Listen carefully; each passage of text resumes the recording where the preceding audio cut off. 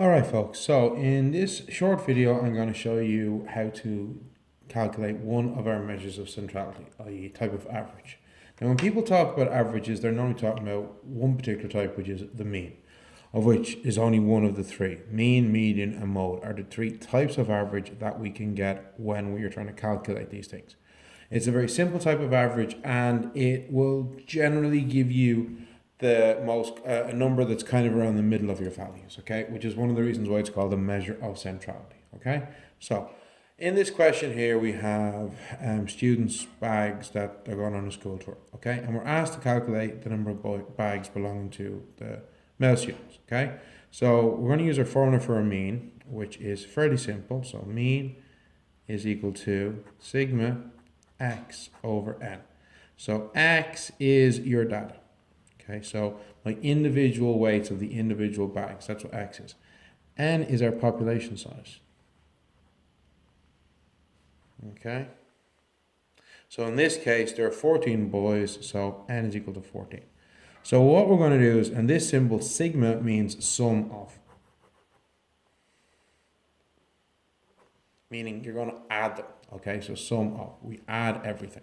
So we're going to add all these numbers up and divide them by n. So 5.9 plus 6.8 plus 7.4 plus 8.5, 8.6 plus 8.7 plus 8.8 plus 9.2 plus 9.4 plus 9.5 plus 9.5 plus 9.7 plus 9.7 plus 10.5, all divided by 14 because there's 14 lines. When we do that, put all these numbers into a calculator and then divide by 14, we get 8.03. However, we're asked to calculate this to one decimal place, so it's going to be 8.0. Now, sorry, there's my sum. So 8.03 was what we got when we added these all up, divided by 14, and then we get 8.0 because it's one decimal place. Now, that's a couple of things I want to talk about. First of all, 8.0 does not occur here. So mean is one of the types of averages that we can calculate that will give us an answer that's not actually part of our data set. So this is important to remember. If you look at this, you're like, I don't see it there, I made a mistake. You haven't. This is perfectly normal. So the other thing to remember is that mean as a type of average, it's useful, but it can get messed up. It can be skewed if you have an outlier. So an outlier is a value that is well outside the rest of your values. So if I had, for example, had a bag that weighed 0.01 kilos or a bag that weighed 100 kilos, well, that would have really messed things up, okay? In fact, if I had replaced this 5.9 with, say, a 0.059,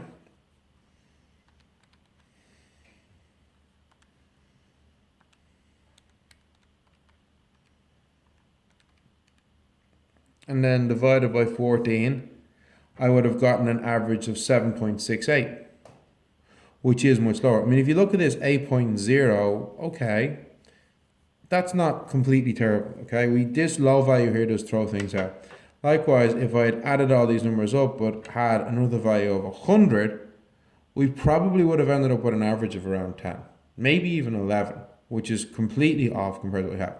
So mean, okay, what is mean good for? Is easy,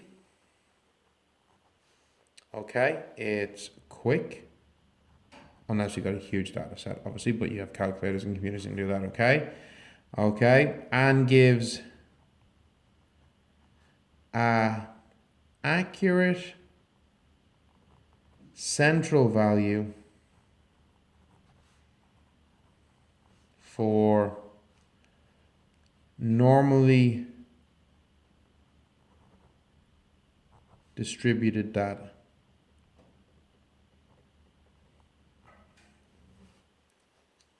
And what do we mean by normally distributed data? Well, quite simply, what we mean by that is if I were to graph this, would I get something that looks like this? Would I get my classic bell curve? This is a normal distribution. So when I graphed all these, if I did, So we've got, say, 5, 6, 7, 8, 9, 10. Okay, well, I've got a couple of values. I've got a 5.9 and a 6.8. So I've got a couple of values here. I've got 1, 7. Okay, I've got a load of 8s. Got a couple of 9s, and I got 1, 10. So this is roughly a bell curve, okay? So we'd expect our value to be pretty good, all right? So if I have normally distributed data, a mean is great. If I have data where I've got an outlier, I've got a really, really tiny number that's way off from the rest of my data, or a massively big number, which is way off from the rest of my data, then the mean will be affected. In that case, you'd want to be using probably a median value, which we'll talk about in another video. So I hope this has cleared up how to calculate means. I will have subsequent videos on median and mode, and then stuff looking at comparisons and mode. So thanks everybody, and goodbye.